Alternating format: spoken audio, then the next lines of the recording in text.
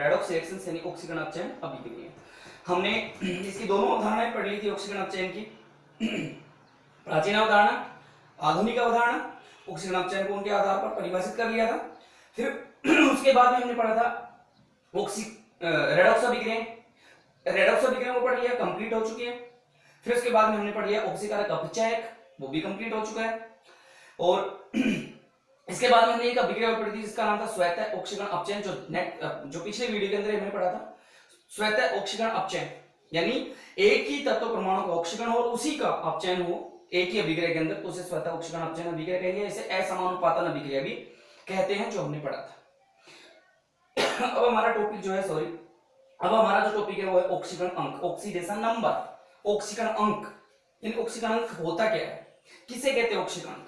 ऑक्सीकरण अंक जो होता है ना, वो एक्चुअल में किसी तत्व परमाणु के द्वारा बनाए गए बंधों की संख्या को बताता है। वो कितने बंध बनाएगा, कितने मतलब संयोजन करेगा, वो सारी चीजें बताता है ऑक्सीकरण अंक। तो ऑक्सीकरण अंक है क्या, इसके बारे में हम पढ़े, थोड़ा सा इसके बारे में और अध्ययन करेंगे। फिर ऑक्सीकरण अंक ज्ञात करने के नियम पढ़ेंगे क्या क्या है। तो देखो अब यहाँ पे ऑक्सीकरण अंक की बात करते हैं। ऑक्सीकरण अंक क्या है, किसे कहते हैं ऑक्सीकरण अंक, इसकी डेफिनेशन पढ़े तो किसी यौगिक, कोई भी यौगिक हो,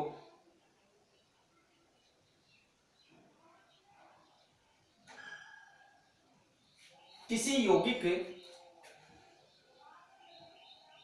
के तत्व या परमाणु पर उपस्थित, किसी यौगिक के तत्व या परमाणु पर उपस्थित धन या ऋण, यानी कि प्लस या माइनस, धन या ऋण यानी प्लस या माइनस, कोई भी आवेश हो सकता है। तो किसी यौगिक के तत्व या परमाणु पर उपस्थित धन या ऋण आवेश, क्योंकि दो ही तो आवेश होते हैं, धन या ऋण, आवेश की वह संख्या, आवेश की वह संख्या यानी वह मात्रा बोल दें या वह संख्या जो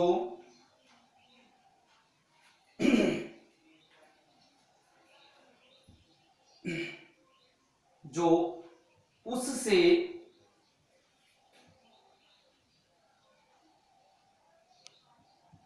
जुड़े हुए या आबंधित भी बोलते हैं इसे, उससे जुड़े हुए या इसे इसकी भाषा में आबंधित भी बोलते हैं। तो किसी यौगिक के तत्व या परमाणु पर उपस्थित धन या ऋण आवेश की वह संख्या जो उससे जुड़े हुए सभी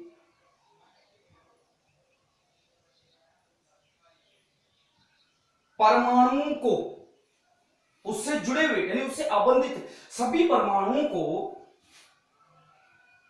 बंध के इलेक्ट्रॉनों, उससे जुड़े हुए सभी परमाणुओं को बंध के इलेक्ट्रॉनों के आवंटन के बाद प्राप्त होती है, आवंटन के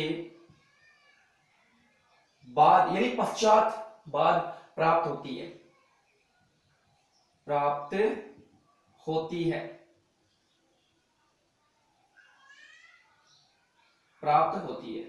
ऑक्सीकरण अंक कहलाती है,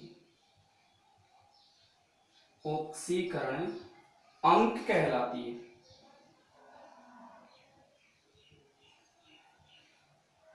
ऑक्सीकरण अंक कहलाती है। देखो अब आपको समझ में आएगा भाई इसका मतलब क्या है, आप एक बार और समझ लें। किसी यौगिक के तत्व या परमाणु पर उपस्थित धन या ऋणावेश की वह मात्रा, किसी यौगिक के तत्व या परमाणु पर, क्योंकि यौगिक जो होता है तत्व या परमाणु से मिलकर बना होता है, तो किसी यौगिक के तत्व या परमाणु पर उपस्थित धन या ऋणावेश की वह संख्या, प्लस और माइनस की वह संख्या उसके ऊपर उपस्थित होगी परमाणु पर की वह संख्या जो उससे जुड़े हुए, जो उस परमाणु से जिसकी हम निकाल रहे हैं, जिसकी हम ज्ञात कर रहे हैं, उससे जुड़े हुए सभी परमाणुओं को बंध के, उससे जुड़े हुए सभी परमाणु को, जो उससे जुड़े हुए परमाणु जुड़े उनको बंध के इलेक्ट्रॉनों के आवंटन के बाद प्राप्त होती है। यानी उससे जुड़े हुए जितने परमाणु होते हैं को बंद बनाने के बाद में जो इलेक्ट्रॉन आदान प्रदान करते हैं, आवंटन का मतलब हो गया जो इलेक्ट्रॉन लेते देते हैं, उसके बाद जो संख्या प्राप्त होती है वो संख्या क्या कहलाती है, उसकी ऑक्सीकरण अंक कहलाती है। यानी कि वो जो संख्या होती है, वो जो मात्रा होती है, वो उसकी ऑक्सीकरण अंक कहलाती है, वो संख्या उसकी ऑक्सीकरण कहलाती है। देखो हम इसके लिए कुछ एग्जाम्पल की चर्चा करें। जैसे मान लो हमारे पास है H2 Cl2 Br2, अगर इनका ऑक्सीडेशन नंबर निकालें, मानो कोई ये अणु है और इस प्रकार से ये जुड़े हुए हैं, तो H2 यहाँ पे इसका एग्जांपल ले लेते हैं H2, और इस H2 का मतलब हमें पता होता है कि एक H आपस में जुड़ करके एकल बंध द्वारा इस प्रकार से जुड़े होते हैं और ये H2 का फॉर्मेशन करते हैं। ठीक है, अब इसमें अगर H का ऑक्सीकरण यानी कि हम दोनों सेम है, तो यहाँ पे किसी यौगिक का मतलब हो गया हाइड्रोजन गैस। ठीक है, अब इसमें जुड़े हुए तत्व या परमाणु हो गया हाइड्रोजन।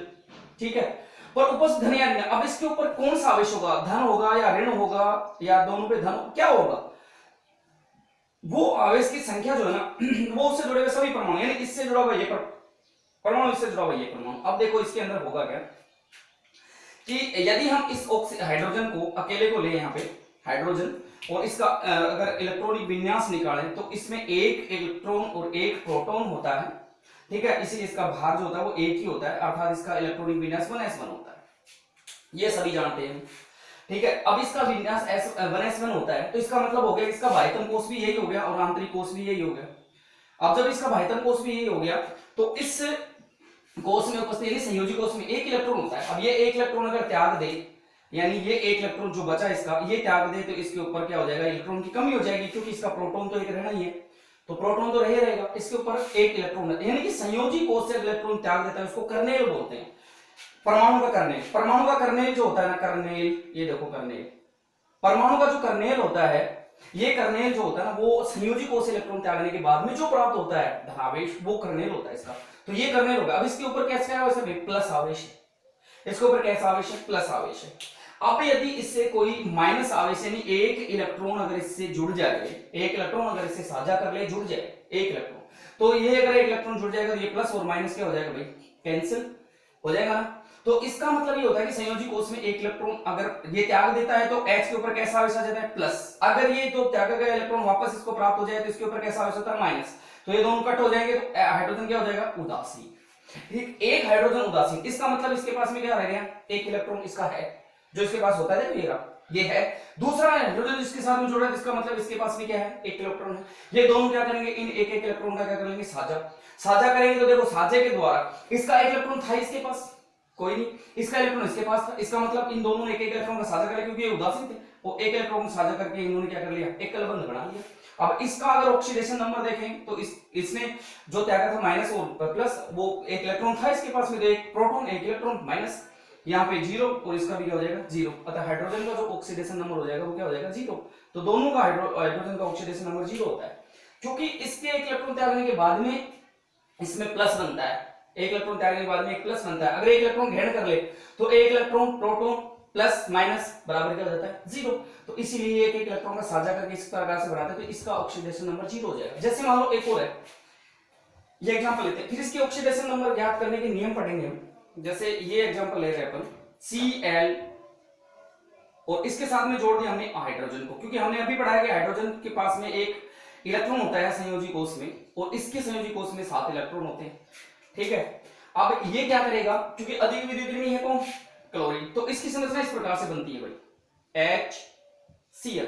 अब अधिक विद्युत ऋणी है तो इसका मतलब क्या करेगा, ये बंद के इलेक्ट्रॉन को अपने ओर खींच करके रखेगा, तो इसके पास में क्या है, एक इलेक्ट्रॉन, तो ये क्या कर देगा, ये अपने इस एक इलेक्ट्रॉन को भी इसकी तरफ खिसका देगा, तो यहाँ पे 2 2 4 2 6 और एक था यहाँ पे, एक इसकी तरफ भी खिसक करके आ जाएगा। तो इसका मतलब अब देखो इसका जो एक इलेक्ट्रॉन है वो इसको डोनेट कर रहा है, तो इसके ऊपर कैसा आवेश आ जाएगा, प्लस, और इसके ऊपर कैसा आवेश आ जाएगा, क्योंकि इसका एक इलेक्ट्रॉन इधर जा रहा है, तो 2 2 4 2 6 एक साथ, तो 7 प्लस के और 7 ही इलेक्ट्रॉन है तो 7 माइनस के, संयोजी कोष में 7 प्रोटॉन 7 इलेक्ट्रॉन, तो 7 प्लस 7 माइनस बराबर 0, तो इसका 0। लेकिन इसका इलेक्ट्रॉन देखो ये प्लस हो गया, तो इसका इलेक्ट्रॉन इसकी तरफ जा रहा है, तो इसके ऊपर कैसा आवेश आ जाएगा, क्योंकि एक इलेक्ट्रॉन बढ़ गया ना, 7 से 8 हो गया, तो प्रोटॉन तो कितने रह गए 7 और इलेक्ट्रॉन कितने हो गए 8, इसलिए इसमें से दोनों में से घटाएंगे तो क्या बचेगा माइनस का 1, इसका मतलब इसके ऊपर माइनस का 20 आ जाएगा। तो इसीलिए अब देखो, अब इससे इस परिभाषा को कि इससे जुड़े हुए सभी परमाणु, तो इससे जुड़े हुए, इससे जुड़ा हुआ ये है, इससे जुड़ा हुआ ये है, तो अब देखो इसके कब बंद के इलेक्ट्रॉनों के आवंटन के पश्चात प्राप्त होती है जो संख्या, तो कौन सी संख्या प्राप्त हुई इसकी -1, इसकी क्या हुई +1, तो इसका ऑक्सीकरण क्या हो गया +1 और इसका ऑक्सीकरण क्या हो गया -1। ठीक है, इस प्रकार से इनका ऑक्सीडेशन नंबर होता है। तो वास्तव में इसके साथ में कितने बंध बने हुए हैं, कैसे जुड़ा हुआ है, वो इस ऑक्सीकरण अंक के द्वारा पता चलता है। तो ये डेफिनेशन आप अच्छी तरह से नोट कर ले, ठीक है। और उसके बाद में हम अब पढ़ेंगे ऑक्सीकरण ज्ञात करने के नियम, ऑक्सीकरण कैसे ज्ञात किया जाता है नेक्स्ट वीडियो के अंदर। आई होप आपको वीडियो पसंद आया होगा, पसंद आया तो इसको दोस्तों में शेयर कीजिए, और अभी तक मेरे चैनल को जिसने सब्सक्राइब नहीं किया है वो सब्सक्राइब जरूर कर ले और बेल आइकन को दबा लें, ताकि जो भी मैं नया वीडियो डालूं आपको उसका नोटिफिकेशन सबसे पहले प्राप्त हो। Thank you.